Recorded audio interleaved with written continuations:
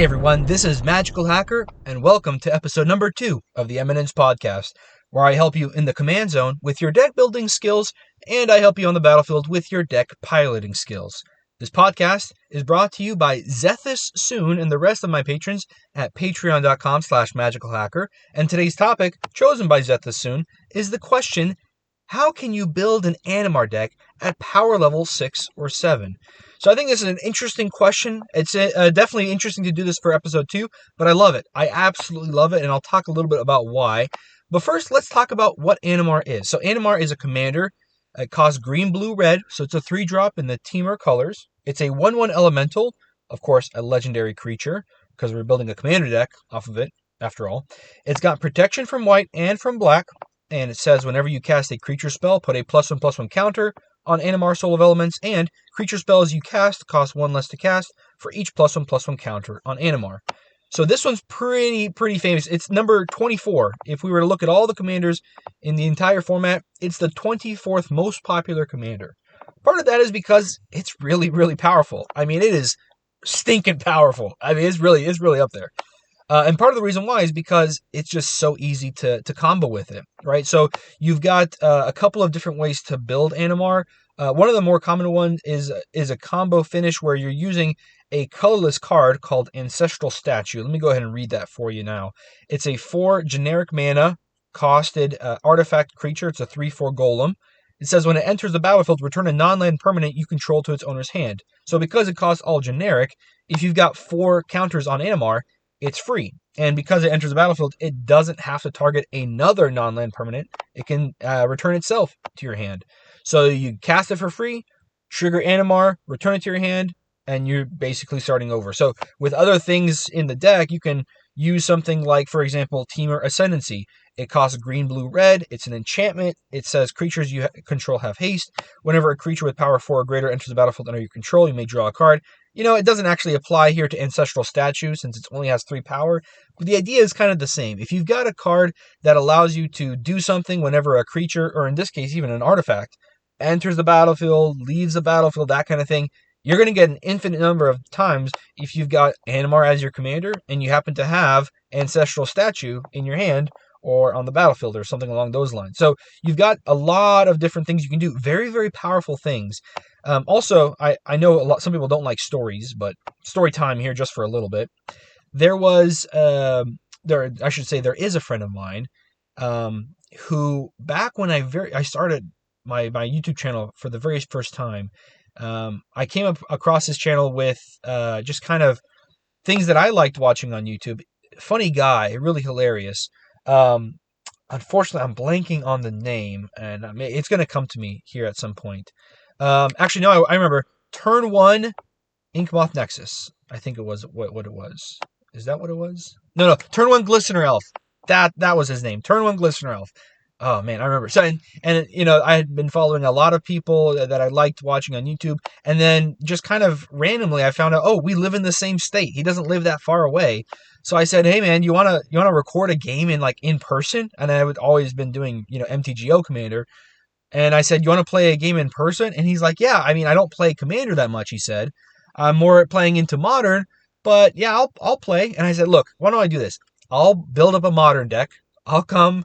We'll record a Modern game together. I'm not playing Modern typically, but you play what you like in Modern. I'll build something for Modern, and then you get yourself a Commander deck, and I'll bring one of my Commander decks, and so we can have a Modern game for your channel where I'm playing a Modern deck and it's kind of out of my water, and then you're playing Commander.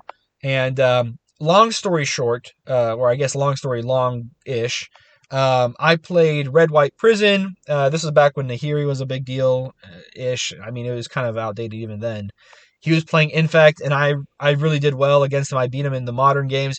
And then I played Zera Arian. I had a Jund Reanimator deck, and he played Animar. And we played, I think, 2 games, and he just beat me both games, and it wasn't even close. So it was kind of funny. We were laughing about it later, like, I bring the Modern deck and I beat him twice in a row, and then I'm bringing Commander and he beats me twice in a row in Commander. So it was just kind of the funny thing that happened. But it's because Animar is super powerful. And we were playing 1v1 where my approach doesn't work at all. Like, I have a totally different approach that really is specific for multiplayer.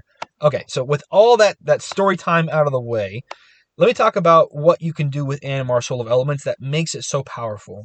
So you can have a really expensive creature. I'm talking about even like a 7-drop, 8-drop, 9-drop. Here's a great example, Artisan of Kozilek. It's a 9 generic mana, 10/9 Eldrazi creature with Annihilator 2, which means whenever this creature attacks, defending player sacrifices 2 permanents. And it also has the ability, when you cast the spell, you may return target creature card from your graveyard to the battlefield. So it's like there are some really, really big creatures that essentially are free.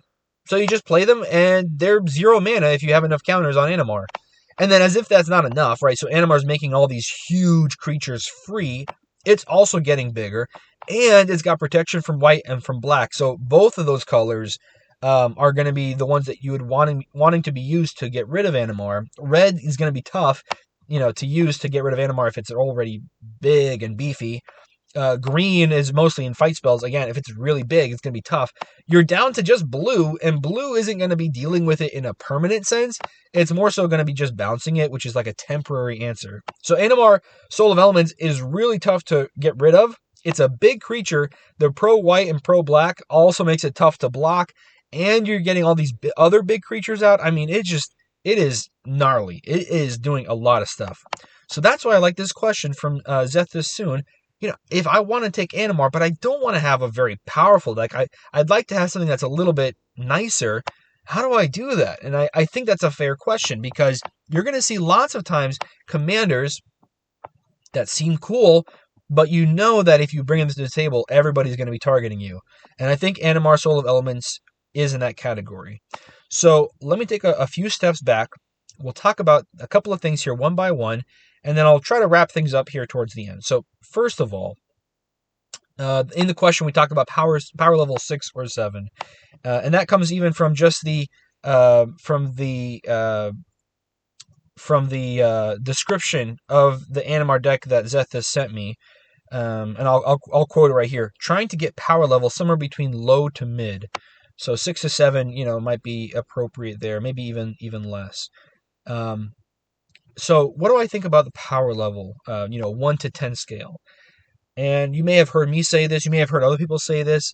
Personally, I'm not a huge fan of power levels. I think it's helpful up to a point, but there are some things that are too strong for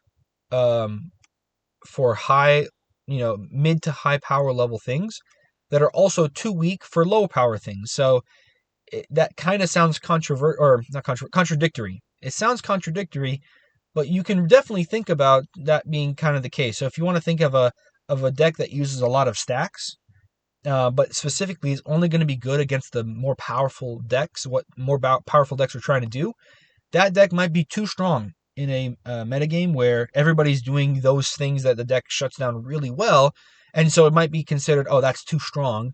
And yet you can bring that deck to a low power table where nobody's doing those things, and so it just kind of does nothing, and everybody says that deck's kind of weak. It's not really doing anything. So we can definitely think of in our mind a kind of a thought experiment of a deck that doesn't have a home. I think the best example of this is things that are not quite strong enough to be playable in CEDH, but things that are also too strong if you're not playing CEDH.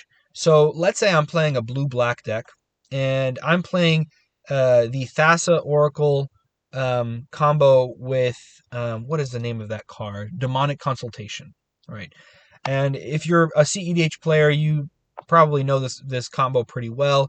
If you don't, feel free to look it up, but the general idea is you use Demonic Consultation. It's a 1 mana black spell, so it just costs 1 black mana, that's all. And the way you'll use it is you'll get rid of your entire deck. So it's a 1 mana thing. You have to, I think, pick a card name or something. And then if you play it the right way, you can get rid of your whole deck. So your whole deck goes either into graveyard or to exile. I can't remember exactly, but the idea is your whole library gone, right? So now you have 0 cards in your library, and then you play Thassa's Oracle. It's a 2 mana spell. It's a blue creature, costs blue, and it enters the battlefield. It says something along the lines of, when it enters the battlefield, if your devotion to blue is equal to or greater than the number of cards in your library, you win the game. And then you can, I think there's even a part where you like get to scry, but that part doesn't matter. The idea is you play this for 2 mana after you've played the other card for 1 mana. And so no library. And then the second card, you win the game. So 3 mana, win the game. Just 2 cards together. Very powerful, right? Very powerful. If you play that outside of CEDH, I mean, I don't think it's that unreasonable to say you better expect people to be salty, because they know that combo it's a combo that's really good, right? It's very, very good. It's streamlined. Really, it's designed for CEDH and is legal right now. I guess the reason why is because CEDH, that's a big part of it, right? And so a lot of decks win that way. And so that's a mainstay of CEDH. And maybe it'll change at some point in the future, in which case I'll look like an idiot during this podcast. But for right now, at least, that's how it works, right? So you've got this CEDH combo. If you play that outside of CEDH, I don't think it's unreasonable to say that players are probably going to look at you and say, if you really want to play this combo, why aren't you playing CEDH? So if your deck isn't good enough for CEDH, but you do have that combo in there, you've got a deck that's got no home, right? It's not strong enough for a CEDH, like we talked about, where your deck isn't designed for that. But it's also too strong outside of CEDH because you're playing this win condition that is CEDH. So Animar kind of falls into that category where the way that a deck, is built, it's easily built in that way, right? So it easily ends up being built that way, where it's very, very strong, but not strong enough to be CEDH. Actually, I don't even know. Maybe Animar is. I'm not a CEDH player, so I don't know too much about what is there. All I know is, what's in non-CEDH Commander, and that part of that comes from understanding CEDH enough to be like, okay, these things are for that, these things are for me. So that's kind of the way that works. So that's kind of the first thing, power levels, and talking about how Animar works. So the second thing I would say is this. If you love Animar, and let's say I put myself in these shoes. Let's say I love Animar, I want to play a deck with it. I think the easiest and the smartest way to play Animar is to play Animar in the 99, because playing it in the command zone, it's going to be really tough. There are a couple of ways to build decks in Commander, but you have to think of 2 things. One, people don't really know what's in your hand when you're playing, and 2, people do know what's in your command zone when you're playing. So if you wanted to pick one of those 2 things to be strong and the other one to be weak, the smarter thing would be put the weak thing in the command zone and put the strong things in your hand, so that people look at you, they're not afraid of you, they're not going to be spending resources on you as much as your other opponents, because you don't seem to be a threat, but then you also do have power to back it up, so you're playing a powerful deck. The worst situation to be in is where it's the opposite. Your command zone looks strong, but the cards in your hand are weak.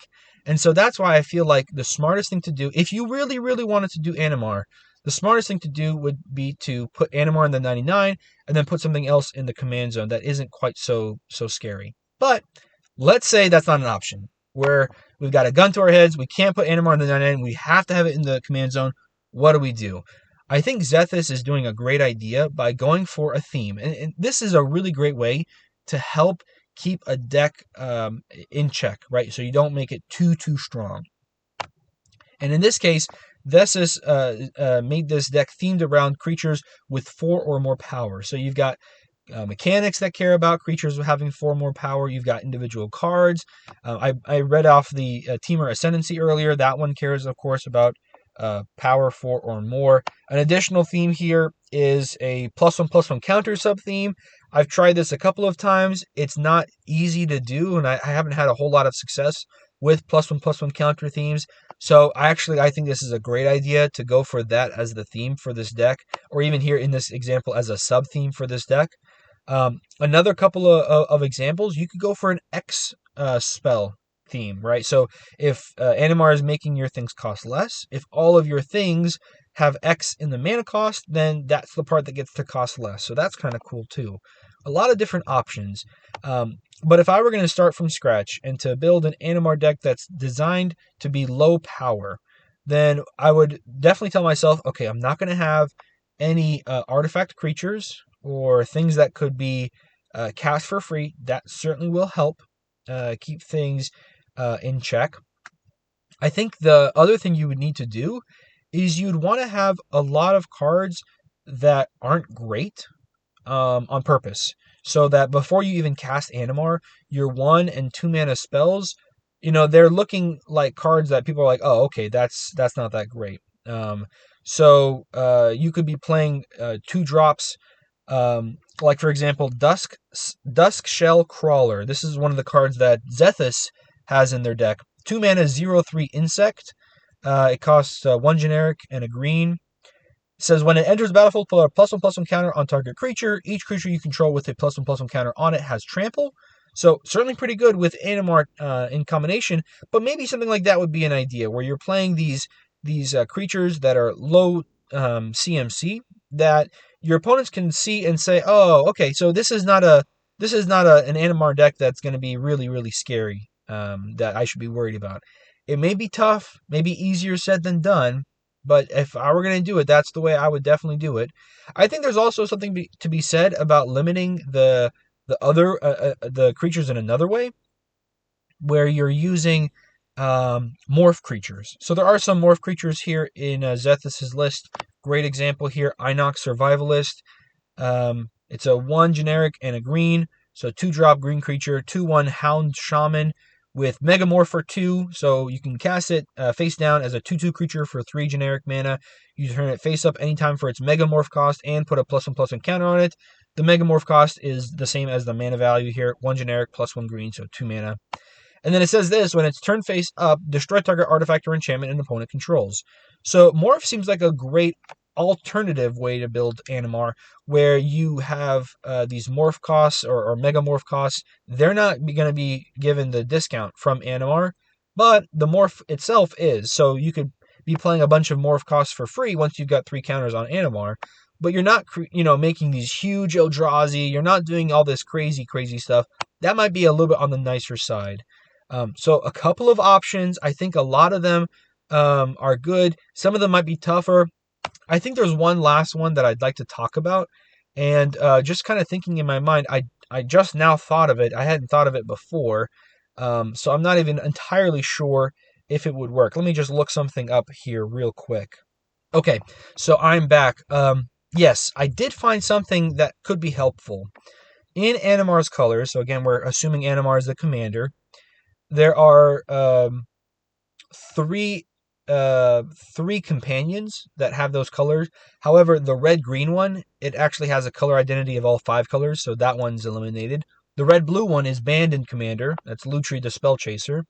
So there's only one companion that you could do with Animar, and it's Karuga the Macro Sage. It's a 5 mana, 5/4 legendary dinosaur hippo. The mana cost here is 3 generic plus 2 blue-green hybrid, so a total of 5. It says this, companion, your starting deck contains only cards with converted mana cost 3 or greater and land cards. And then when Karuga the Macro Sage enters the battlefield, draw a card for each other permanent you control with converted mana costs 3 or greater. So I think, and possibly the most successful way to build an Animar deck that's also going to be clearly less powerful than what it could be, in such a way that your opponents aren't going to be super scared of you, and they may actually look at and be like, you know what, this Animar deck doesn't seem to be that scary. I think Karuga might be the key to that. So you play Karuga as your companion, and automatically they know, hey, this deck doesn't have Cyclonic Rift, this deck does not have Mana Drain, this deck doesn't have all these cards that, they might be looking at. It doesn't have Soul Ring, it doesn't have a lot of cards that they might be afraid of. And though Animar can be powerful with those big creatures, Karuga might be doing a lot of work to help them be a little bit more comfortable with the idea that Animar isn't going to be this optimized, fully blinged out, just really, really powerful deck where it's going to try to combo. And I think that's going to go a long way. So by playing Karuga, and especially if you can tell your opponents, hey, I'm not playing Palinchron that can combo off to generate infinite mana. I'm not playing a lot of these other cards that are going to be super brutal and like Ancestral Statue. I'm not playing that one.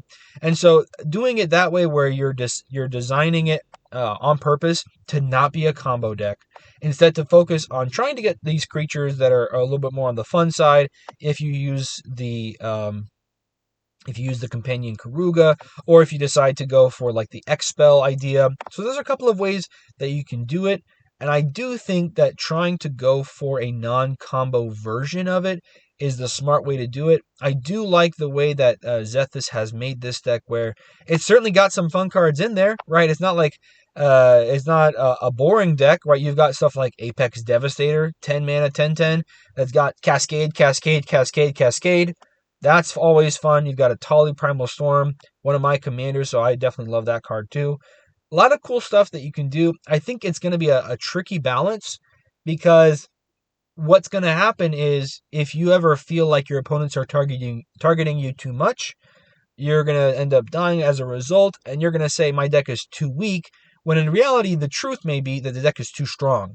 And so that's why they're going after you. That's why they're attacking you. And so there's a lot of different things to keep in mind here. A lot of things to try to balance. A lot of ideas I think you can do with Animar. If it were up to me, which one would I do? I think I'd probably go for the Morph version. Morph cards are really cool, but I think that the interaction with Animar isn't going to be as devastating as you would see. Let's say you had Karuga as the companion. If you went for the Expels idea, I think the morph cost would probably be my favorite way to go, to do a morph deck with Animar. I think that would be kind of the most balanced way to try to have a lower powered Animar deck. Hopefully not too low, but I think once you started playing some morph creatures, your opponents would be like, okay, I'm not as worried about this deck as I was before. So that's it for my answer. I think that's going to answer how to build an Animar deck at the power level 6 or 7, or if you wanted to look at low to mid power. Those are a couple of ideas. I think those are definitely things to look out for. And it does apply to lots of other commanders as well. So let's say you are someone who wants to see me answer your question here on this podcast. You can definitely take a look at patreon.com/magicalhacker. $9 a month gets you to pick one topic per month. If you choose to go for the $1 a month, the first month you join, it's going to be free. And this is kind of a limited time offer. It's not going to be forever that way. But you can join for $1 a month. You'll definitely be supporting the show. You'll get your name in a podcast each month as well, sometimes more than one. That again, that's special limited time offer of you get to pick for the first month. You get to pick a topic. So awesome. Well, thank you so much for joining me for this podcast. Thank you again to Zethus for supporting me, and all my patrons at patreon.com/magicalhacker. Thank you so much for listening, and I'll join you next time. Thank you very much. Stay awesome, everybody.